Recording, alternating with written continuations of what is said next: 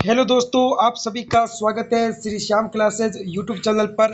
मैं आपके सामने धनराज दैया आज लेके आया हूँ महाराजा गंगा सिंह यूनिवर्सिटी यानी कि बीकानेर में जो यूनिवर्सिटी है उसके अंडर में आने वाले जो भी गवर्नमेंट कॉलेज है, पीजी कॉलेज है, बीएससी फर्स्ट सेमेस्टर बॉटनी का सिलेबस के बारे में आज हम डिस्कस करेंगे, संपूर्ण सिलेबस फर्स्ट सेमेस्टर का। तो चैनल को लाइक और सब्सक्राइब कर दीजिए, फिर हम सिलेबस के बारे में डिस्कस करते हैं। तो आप देख पा रहे हो वनस्पति विज्ञान यानी कि बोटनी का सिलेबस प्रश्न पत्र एक। इसमें हमें क्या क्या देखने को मिलेंगे फर्स्ट सेमेस्टर के लिए जो बीएससी स्टूडेंट है, बीएससी साइंस बायोलॉजी के, ठीक। इसमें शैवाल, कवक विज्ञान, लाइकेंस, सूक्ष्म जीव विज्ञान एवं पादप रोग के साथ साथ यूनिट फर्स्ट में हमें क्या क्या पढ़ना पड़ेगा सेमेस्टर फर्स्ट के लिए। तो शैवाल के सामान्य लक्षण और सूखा संगठन, व्रणक, संग्रहित खाद्य पदार्थ, जनन एवं शैवालों का आर्थिक महत्व।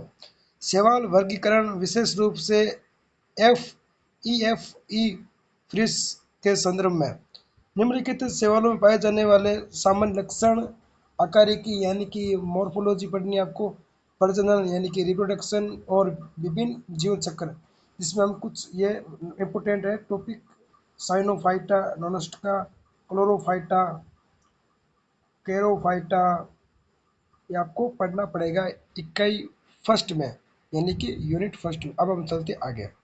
इकाई दो में देखें यानी कि यूनिट सेकंड में देखें तो हमें कवकों के सामान्य लक्षण यहाँ देखने को मिलता है और कवकों का आर्थिक महत्व भी देखने को मिलता है जो इम्पोर्टेंट है। एल्बुगो म्यूकर पेनिसिलियम जो कवक होती है उसके बारे में हमें देखने को पड़ता है जो आपके 12th में भी यह चैप्टर लगता है। मानव कल्याण में सूक्ष्म जीव में यह ज़्यादातर पूछा गया है। तो आप देखें तो बॉटनी का सिलेबस कक्षा 11th और कक्षा 12th में बराबर देखने को मिलता है यानी कि दोनों सेम लगता है।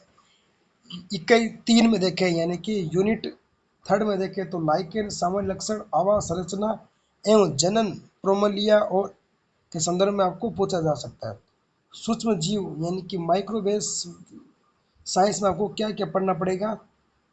प्रोफेसर कोच, मैचिनकॉफ और एरलिक, एडवर्ड जनरल फ्लेमिंग, वक्समैन का योगदान आपको यहाँ देखने को मिलेगा। यूनिट 4 यानी कि इकाई 4 में आपको क्या क्या पढ़ना पड़ेगा मेरे प्यारे दोस्तों। जीवाणु के लक्षण, संरचना, पोषण, जनन, ग्राम अभिरंजन, जीवाणु का आर्थिक महत्व और माइकोप्लाज्मा, ठीक। विषाणु पादप, विषाणु की प्रकृति के बारे में आपको पढ़ना पड़ेगा। एड्स वायरस के आपको पढ़ना पड़ेगा जो आप 12th में पढ़ते हो, कक्षा 10th में पढ़ते हो।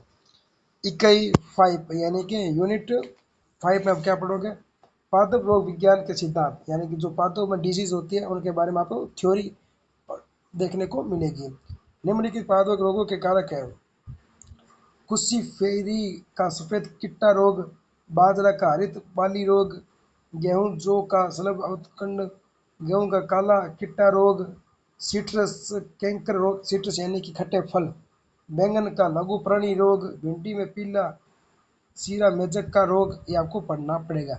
आपके प्रैक्टिकल की बात करें तो वनस्पति विज्ञान जो बोटनी का प्रैक्टिकल परीक्षा होती है उनमें क्या क्या दे रखा है प्रैक्टिकल में, निम्नलिखित शैवालों को सूक्ष्मदर्शीय विरेचन का अध्ययन करना आपको, ठीक है। प्रैक्टिकल में नॉनस्ट का जो भी आपके और एल्बुगो म्यूकर जो भी फंगल है उनके बारे में आपको प्रैक्टिकल में देखने को मिलेंगे।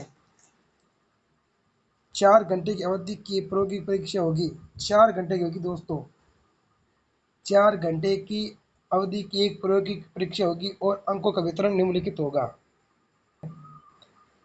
देखो आप अज्ञात सवालों की संरचना और स्लाइड तैयार विद्यार्थी को मिलेंगे 5 नंबर शोपाटी यानी कि विद्यार्थी खुद करेगा। तो ये देख लो आप, अज्ञात कवक की पहचान और स्लाइड तैयार करना 5-6, जीवाणु का अभिनंदन तकनीक, टिप्पणी के लिए एक सूक्ष्म जीव रोग ग्रसित प्रयोग, लाइकेन शैवाल कवक लाइकेन रोग विज्ञान, पादप रोग विज्ञान, 10 नंबर आपको देखने को मिलेंगे। मौखिक परीक्षा और होगी यानी कि आपका जो वाइवा होता है आपसे क्वेश्चन पूछा जा सकता है जो आप कक्षा 12th में आप वाइवा कभी दे रखा होगा, उसके आपको इतने नंबर देखने को मिलेंगे।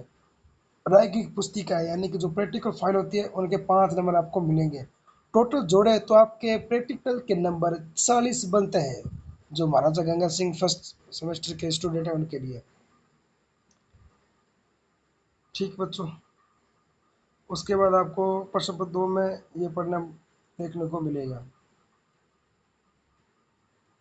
ये